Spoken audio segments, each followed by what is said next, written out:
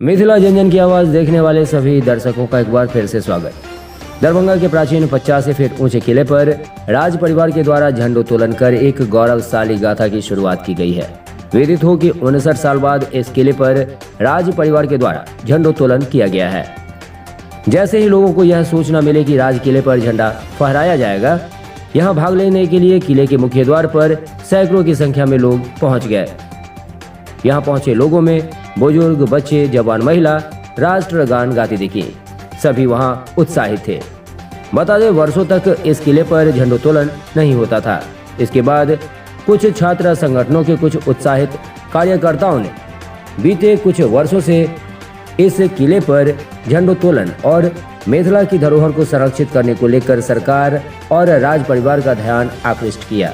इसको लेकर इन छात्रों ने आंदोलन शुरू किया, जिसके बाद राज परिवार का ध्यान इस ओर आकृष्ट हुआ और आज गणतंत्र दिवस के मौके पर यहाँ झंडोत्तोलन हुआ। मौके पर बड़ी संख्या में लोगों ने भाग लिया। स्थानीय लोगों ने इसे सराहा है। एक बार पुनः दरभंगा राज परिवार की यादें ताजा हो गई। झंडोत्तोलन को लेकर कई दिनों से यहाँ काम चल रहा था।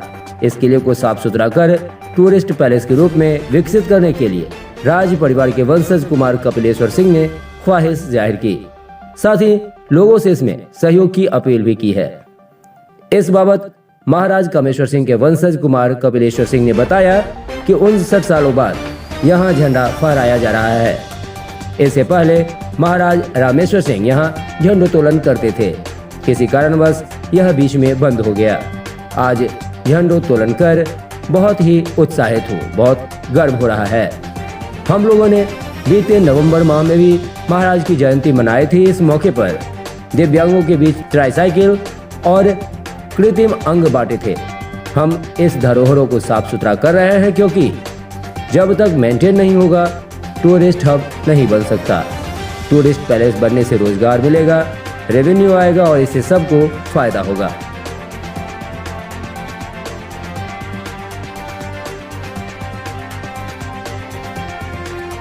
यही रुक सकता तो रुक जाएंगे, बाद में लिया बोले। राष्ट्रध्वज आज आपने फहराया है जी, क्या कहेंगे, कैसी यादें?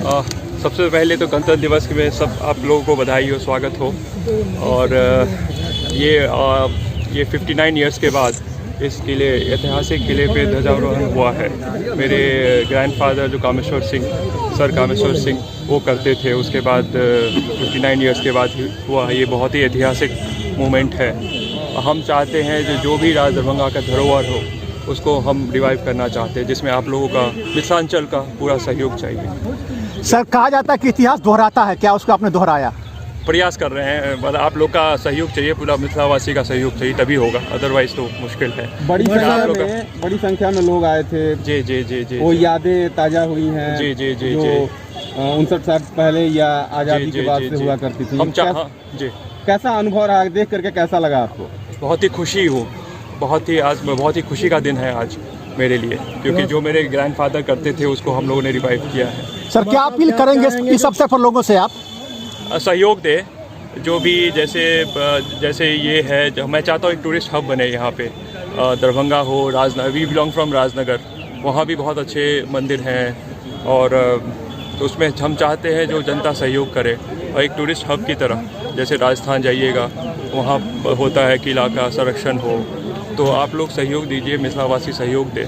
और इसको मैं जैसे ये किला है, इसको मैं डेवलप करना चाहता हूँ। फिर राजनगर 3-4 दिन का 4-5 दिन का एक पैकेज हो, इसमें लोगों को रोजगार भी मिले। आपका प्रयास रंग लाया है। वो तो आप लोग का सहयोग है, तो वो प्रयास मतलब जारी रहेगा। आप लोग सहयोग देते रहिए। कुमार साहब, क्या आप चाहेंगे जो दरभंगा का मुख्य समारोह यहाँ पर हो? क्यों नहीं चाहेंगे? सर, किले की हालत बहुत जर्जर है, उससे क्या कहना है? अब देखिए, ये बहुत पुराना है, इस पर अब पेड़ वेड़ उग गए हैं। हम तो